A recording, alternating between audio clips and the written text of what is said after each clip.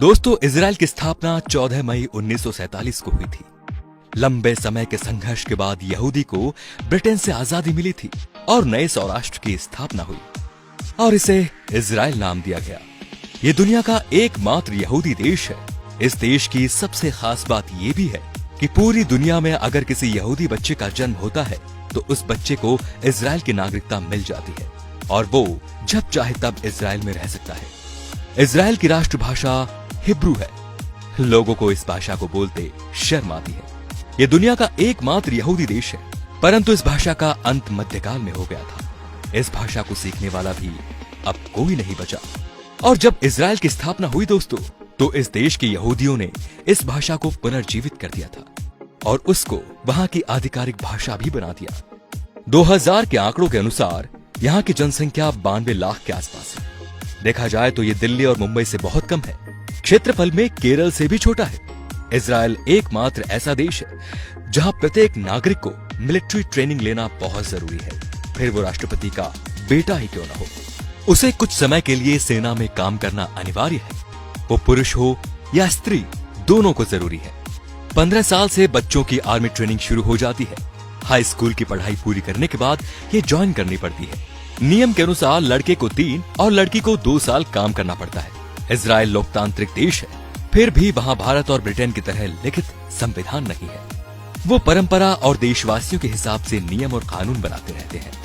Israel में cycle चलाने के लिए भी लाइसेंस बनाना पड़ता है।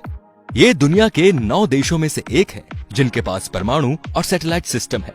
इजराइल की वायुसेना दुनिया के 4 नंबर पर आती है और बहुत ही शक्तिशाली है। और ये दुनिया का एकमात्र ऐसा देश है कि अगर यहाँ पर कोई भी मिसाइल भेजता है तो वो मिसाइल यहाँ पहुंचने से पहले ही नष्ट हो जाती है।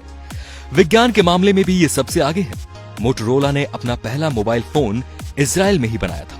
माइक्रोसॉफ्ट के लिए पहला पेटीएम जीपैड यहीं बनाया गया था। वॉइस मेल भी यहीं विकसित की गई। वैज्ञानिक अल्बर्ट आइंस्टाइन भी यहूदी थे।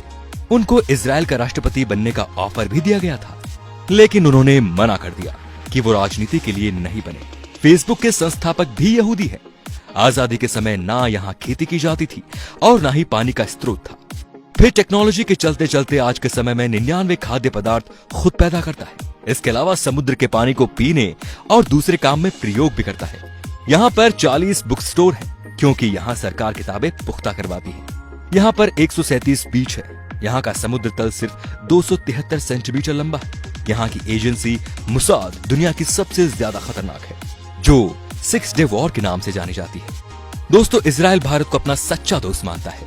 इसके बावजूद भी 2017 से पहले किसी भी भारतीय प्रधानमंत्री ने इजराइल की यात्रा नहीं की। इसके पीछे शायद उन सभी प्रधानमंत्रियों के नाराज हो जाने का डर था। लेकिन 2017 में प्रधानमंत्री नरेंद्र मोदी इजराइल का दौरा करने वाले पहले प्रधानमंत्री बने। उनके इस दौरे ने भारत और इजराइल की दोस्ती को और गहरा मजबूत कर दिया।